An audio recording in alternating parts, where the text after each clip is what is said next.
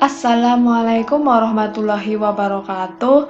Halo anak-anak kelas 8 semuanya, dimanapun kalian berada. Semoga tetap dalam keadaan sehat, tetap menjaga kebersihan, dan ingat untuk social distancing. Pada kesempatan ini, bertemu lagi dengan saya Bu Erni Tias Fatnani. Kita akan belajar mengenai media menggambar ilustrasi.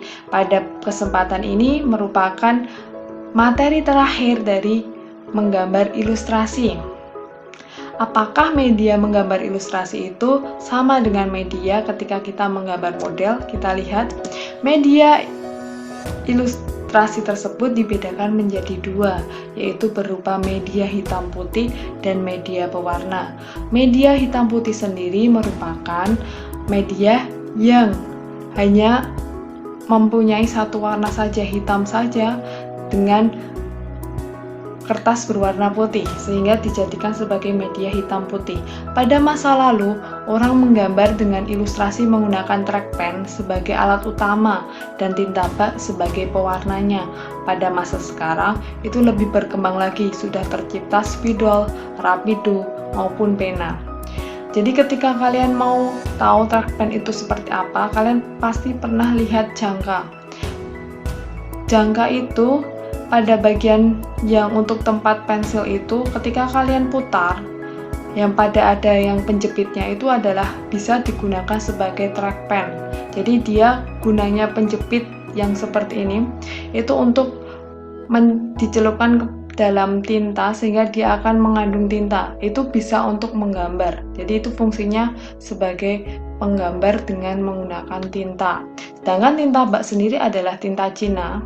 Seperti ini contohnya, jadi tinta cair yang fungsinya untuk menggambar. Ada pula rapido yang sekarang banyak digunakan, itu adalah drawing pen contohnya. Drawing pen ini sudah kalian gunakan ketika kelas 7 kemarin, yaitu pada saat pelajaran menggambar ragam hias. Jadi kalian sudah pernah menggunakan bagaimana menggunakan media hitam putih diterapkan pada ragam hias. Selanjutnya yaitu media pewarna. Media pewarna sendiri dibedakan menjadi dua macam. Yang pertama ada media cat air, yang kedua ada media pensil warna. Jadi kalau cat air itu menggunakan bahan dasarnya masih dicampur dengan air, sedangkan kalau pensil warna sudah tinggal menggunakan saja. Media pertama yaitu cat air. Cat atau bahan yang dipakai untuk mewarnai yang penggunaannya memakai air. Dengan kata lain, cat ini diencerkan dengan bahan dasar berupa air. Jadi bukan minyak atau zat lainnya, tetapi memakai air. Cat air dibedakan menjadi dua macam, yaitu pertama ada transparan watercolor dan non-transparan atau opaque. Transparan watercolor merupakan cat yang mempunyai sifat transparan, di mana cat ini tidak mampu memantulkan kembali sinar yang datang melalui pigmen warnanya, atau dapat dikatakan tembus pandang. Jadi warna yang dihasilkan itu tidak tebal, tidak bisa menutup semua kertasnya, jadi terlihat seolah-olah gambarnya itu transparan. Nah, contoh dari transparan watercolor itu ini. Yang ada di gambar yang Bu Erni berikan ini adalah contoh dari transparan watercolor. Warna yang dihasilkan lebih cemerlang, tetapi tidak mengkilat. Jadi cirinya yaitu warna yang dihasilkan itu cemerlang dan tidak mengkilat. Kemudian yang kedua ada non-transparan atau opaque. Cat air yang mempunyai sifat tidak tembus pandang karena sinar yang datang akan dipantulkan oleh pigmen dari cat air ini. Akibatnya cat ini akan memiliki daya penutup yang kuat, artinya dia bisa menghasilkan warna yang lebih kuat dan pekat. Nah, warna yang dihasilkan tidak cemerlang tetapi mengkilat. Jadi hasilnya lebih mengkilat. Sering pula disebut sebagai poster color. Jadi cat poster itu adalah contoh dari non-transparan watercolor atau opaque. Selanjutnya ada pensil warna. Jenis pensil ini banyak mengandung lilin, jadi bahannya terkandung lilin di dalamnya dengan banyak pilihan warna. Penggunaan pensil ini sangat bergantung pada kualitas pensil yang digunakan.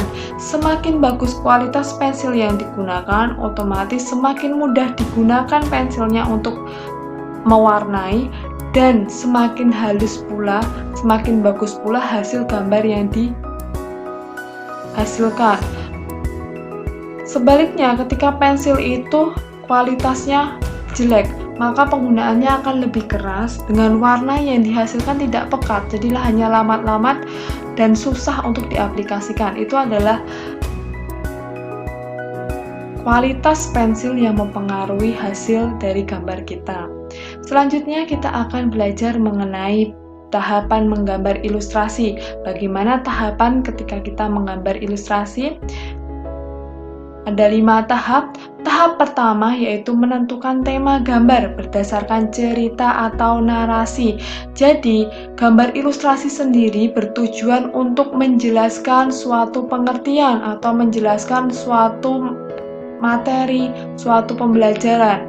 Otomatis, ketika kita ingin menggambar ilustrasi, kita harus tahu apa fungsi dari ilustrasi tersebut. Apakah untuk cerita, ataukah untuk narasi, atau untuk di surat kabar, maka itu menentukan jenis ilustrasi yang akan kita gunakan. Gitu ya. Yang kedua adalah menentukan jenis gambar ilustrasi yang akan kita buat. Ya, ketika kita sudah tahu bahwa itu akan digunakan misal untuk cerita dongeng, maka gambar yang jenis yang kita gunakan bisa berupa gambar kartun. Nah, contoh lain, apabila tema yang kita tentukan tentang biografi seorang tokoh nasional, jenis ilustrasi yang kita gunakan bisa berupa gambar karikatur, seperti itu nih. Yang ketiga, yaitu menentukan irama, komposisi, proporsi, keseimbangan, dan kesatuan pada objek gambar. Jadi, di prinsip-prinsipnya atau ditentukan bagaimana komposisinya, proporsinya, keseimbangan, dan kesatuan dengan narasi kita. Jadi tidak hanya asal menggambar saja. Yang keempat adalah menggambar sketsa global yang disesuaikan dengan cerita atau narasi. Jadi membuat sketsa dulu atau gambaran kasar dulu. Selanjutnya yang terakhir adalah memberikan asiran atau warna pada objek gambar sesuai dengan karakter cerita.